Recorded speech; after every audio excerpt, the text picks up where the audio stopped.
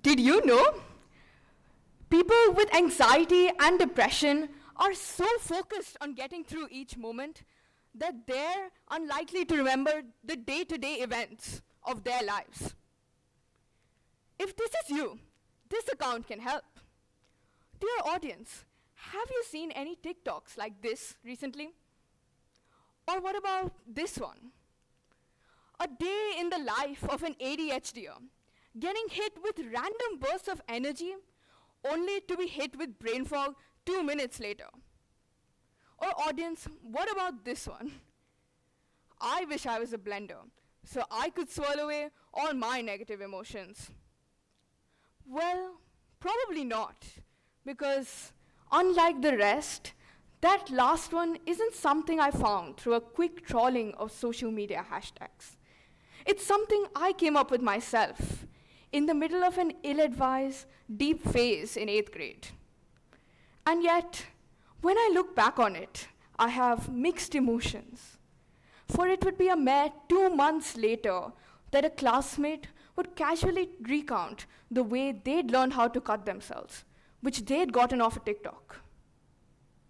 It was, and still is, a heartbreaking thing to reckon with. After all, wasn't it just recently that mental illnesses and disorders were considered something foreign, something that only happened to those locked up in asylums? But with the advent of numerous social media platforms and a global pandemic in which social interactions have taken a backseat, it is no surprise that discussions on typically taboo topics have proliferated to an extent that would have been completely unimaginable a few decades back.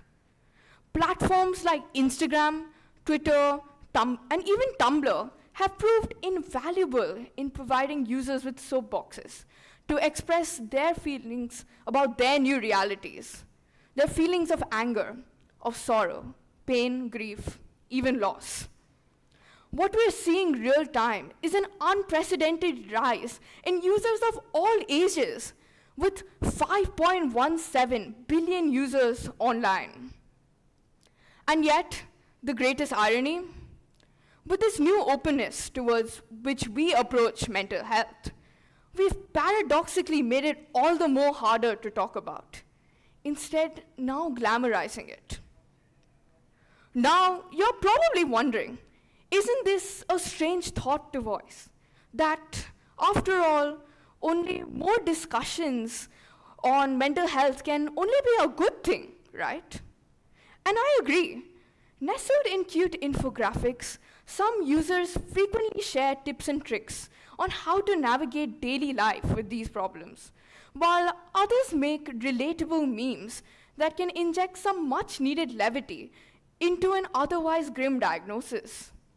Others are medical professionals or therapists who are trying their best to validate the struggles of those online. And most importantly, it's just nice to know that you're not alone. I know that I found solace in finding out that the feelings that I once thought were mine alone to bear are not really the case, and that everyone struggles with it too at times. But this is precisely why we must talk about it, because it is so easy to ignore the ramifications of this. But in order to do this, we need to first go back to the very nature of social media and how it can act as an echo chamber. Beyond allowing users to create various identities for themselves, where they can choose to highlight certain facets of their identity, let's say disproportionately even at times, social media allows for real-time 24/7 connection between users. This spawns communities, all focused around one central idea, like, let's say, a certain mental illness. And this creates discussions. Users create negative feedback loops where they encourage the negative emotions of others, who validate theirs in turn. This is all the more reinforced by the very algorithms that make up the platforms that we use. But one platform really stands out for its meteoric rise during COVID years, for allowing users to experience social media almost more intimately than the rest, and for a notoriously accurate algorithm that spawned millions of conspiracy videos online. Dear audience, can any of you guess what this platform is? That's right, it's TikTok. While various platforms like Instagram and Snapchat have subsequently risen to popularity and then again fallen, TikTok's position in our zeitgeist is unique for two main factors: its video format and its notoriously accurate algorithm. Clickbait and misinformation have long existed before TikTok and are going to most likely continue to outlive it. The platform, however, is perfectly poised to spread misinformation. Videos are limited to 60 seconds. Captions are no more than 100 characters. Click-through links are only allowed in creator bios. Videos by medical professionals that discuss mental illnesses with the needed nuance tend to go over 30 seconds and thus do not perform as well as those made by mental health influencers, which tend to make broad, grand, sweeping statements that can potentially be applied to a larger audience and are thus more likely to go viral. The algorithm, unlike a real person like me or you, doesn't actually look at the content before recommending it to an audience, which is something very easy to forget when we're surrounded by videos of users constantly reassuring us that they're there for us. While the actual workings of this recommendation engine are a closely guarded secret, a study done by Wall Street Journal, which used bots to mimic users, aimed to figure out how exactly this algorithm works. What they discovered is that for every second you linger or pause a video, the app tracks you. By repeatedly being exposed to behaviors modeled in these videos, users are trapped in a reverberating echo chamber from which outside contact seems unbearable. To break free from it would mean rejection from a community that seemingly understands them. This is not to say that the depiction of mental illnesses online are completely fabricated. But I wish psychology was as simple as social media users painted it out to be. By restricting our views of what mental illness really is to the one-liners presented online, we reinforce stereotypes, albeit different ones, of what mental illness really is, bringing us back to square one. For those whose symptoms fall out of the palatable picture, whose OCD isn't just an impulse to clean, or whose social anxiety isn't just stumbling when ordering outside, their voices are silenced, leading to an isolation and a trivialization of the struggle. Furthermore, the romanticization of mental illnesses reinforces them as concrete steps in a hierarchy where certain mental illnesses are considered better than others. Let's go back to the very first examples I talked about: TikToks on anxiety, ADHD, and depression. Dear audience, let me ask you this. How many of you seen videos praising schizophrenia? By building up a narrative that deems certain mental illnesses as more desirable than others, what this has led to is that others outside this community gain an inherent desire to be different in a way that validates certain traits. Comments under videos are filled with users saying things like, "That's so me," and "Today I learned." What we're seeing real time is the birth of self-diagnosis, which is where people co-opt these same labels without a medical professional assessing them. This in itself is not inherently a bad thing.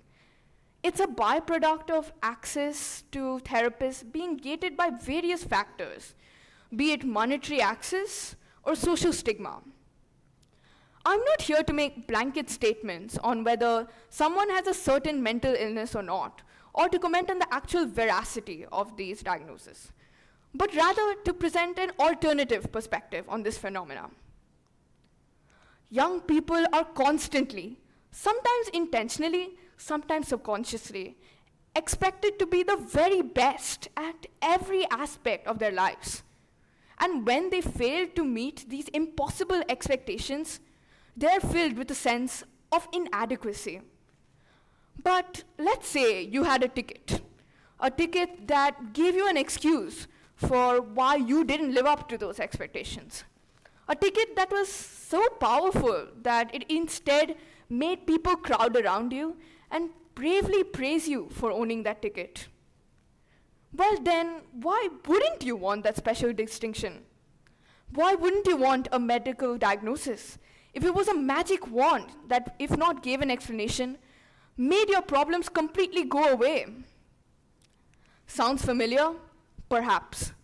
While we may have prized perfection in previous decades, we've just swapped one ideal for another, now promoting the romanticization of imperfections via social media, without even questioning why these ideals exist in the first place.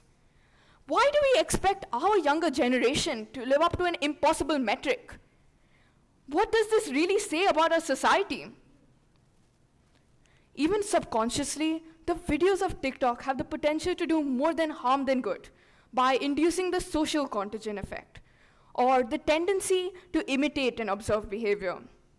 In 2021, there was an enormous spike in users seeking medical treatment for tics, which they only developed after seeing videos of Tourette syndrome patients online.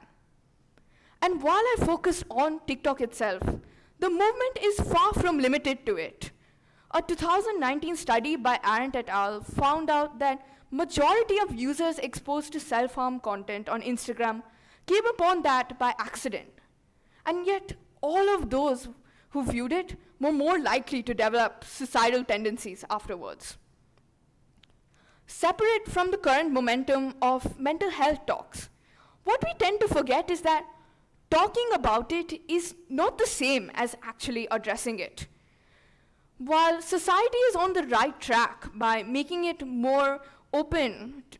themselves more open to discussing these taboo topics, joking about it and making it more relatable doesn't actually encourage anyone to get treatment if they truly need it. But then again, is this even a TikTok or meme's responsibility in the first place? Who then takes on the burden of leading this critical discussion? We've birthed a delicate discussion with no one to lead it. We're merely celebrating the recognition of a growing epidemic without even searching for its solution, all the while naively fooling ourselves into thinking that we are. This is not to say that discussions on mental health or mental illnesses have not progressed in the past few years, or to say that we've not made any progress in the past few decades towards destigmatizing it. But often, in the pursuit of complete acceptance, what we tend to forget is the aim of destigmatization in the first place, which is to show that everyone struggles at times, and that those with a given condition aren't necessarily a feared other. While there may be no easy solution to the problems I've posed, open communication amongst peers and greater support from teachers and parents can play a bigger role than we realize in ensuring mental wellness remains a priority. At the end, maybe the first step that we need to take is that truly embracing the fact that everyone can struggle, and that for as cliche as it may sound, that it's perfectly okay to not be okay. Thank you.